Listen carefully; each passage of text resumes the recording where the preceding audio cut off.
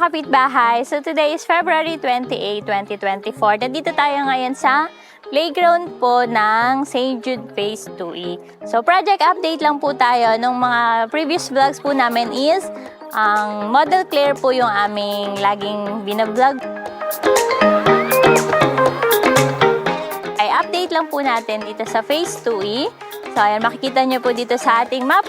Ang ating pong Claire unit po is less than 30 units na lang po.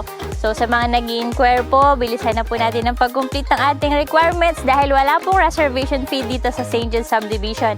Kailangan po ay requirement first bago po natin mabuko yung unit na para sa atin. So ito pong nasa likod ko, ayan, kung nakita nyo po sa mapa kanina, ito na lang po yung ating mga available. Yan, yung ating Block 3 and yung sa 1 po, konting-konti na lang po, less than 30 units na lang po ang ating available na Model Claire dito sa Phase 2E. So, ang kagandahan po nun, ito pong block na ito ay sobrang lapit na po sa gate. Yes po, harap na po niya yung gate. Ito po yung ating guardhouse.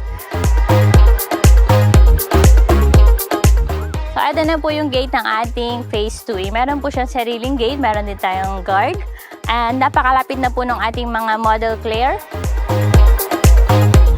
So, ayan mga kapitbahay, ito po yung ating Block 1. Ongoing na po yung mga Claire units po dito. So, dito naman po sa kabila, ang ating Block 3. Ayan, yan na po yung ating magiging next na available once na ma-sold out po natin itong nasa Block 1. Kagandahan po, pareho po silang malapit sa ating gate ng Phase 2E.